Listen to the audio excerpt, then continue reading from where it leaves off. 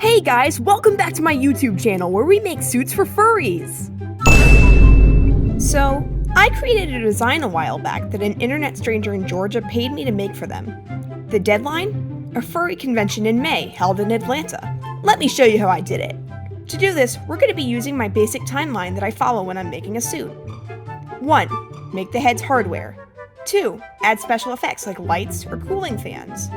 This one had custom soldered LEDs and a pair of 3D printed antlers. 3.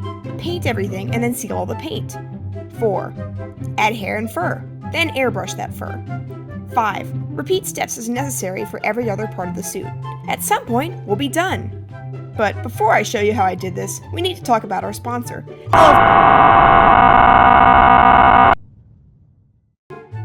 This part is the meat of everything. A human needs to be able to wear this, so that means building something that a human can manipulate and also support with their body. I made a mold for this specific type of monster, and I slush cast the base of the head in epoxy resin. Sometimes people make their bases out of foam or 3D printed plastic, but resin is my favorite because it's sturdy enough to hinge a moving jaw. You cut up your base, add a hinge, drill out the eyes, all that good shit. You also add a way to wear it, that's an important part. I just bought a sturdy hat and sewed the base to it. This is where things start getting fun. This design has 5 freckles that glow on each side of the face, so I soldered 10 tiny LEDs to a battery pack. After that, I just had to add them to the head base. I also added the 3D printed antlers off camera, but I'm kind of forgetting what.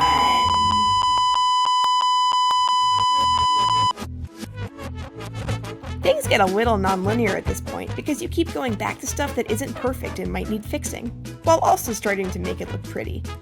This boy had a detailed paint job that I used airbrushing and hand painting for.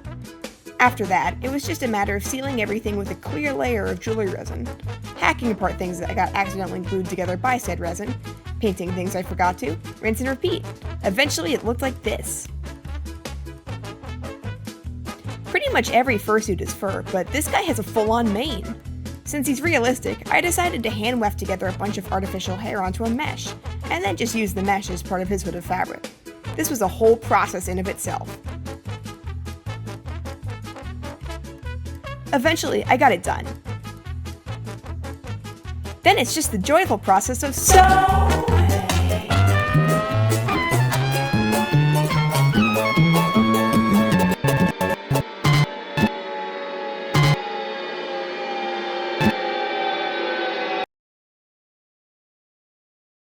At some point, you'll be done with the sewing.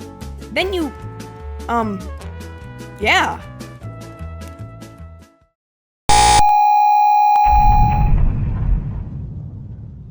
It's not done. You still have the rest of the suit to do.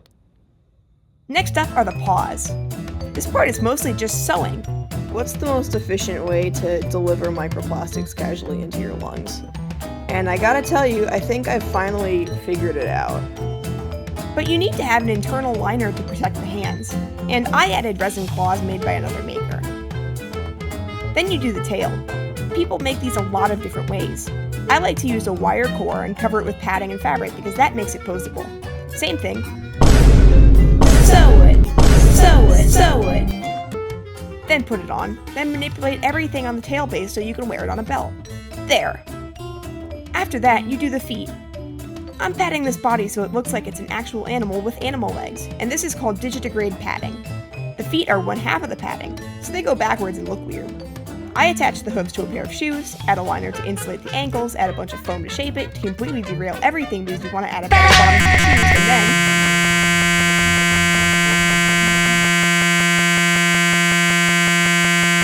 finally, the body. This part is simple. You just stuff the dummy that your client provided you with a bunch of removable pillows for the front half. You pattern out the bodysuit with masking to show all the directions. You cut everything off of the dummy to cut out fur. And then you realize that the deadline is 1 week away, and now you're really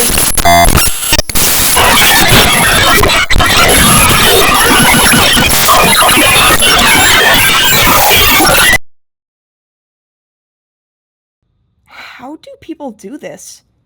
How do people keep making things? Why am I still doing this? I guess I'm getting paid, but you get tired. This is something I'm passionate about. This client is great. This character I made, I'm using all my favorite techniques. But I'm trying to do this and everything else all at once.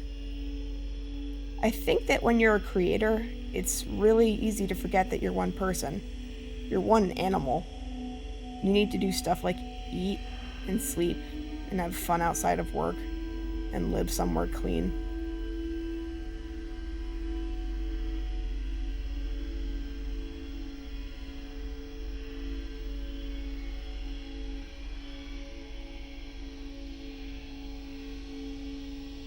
Eventually it's done. You photograph it for your portfolio. You box it up, you ship it to your client. You hope they have as much fun with it as possible. You use the payment to buy something, or just finish paying off something else. Then what do? Do you do it again?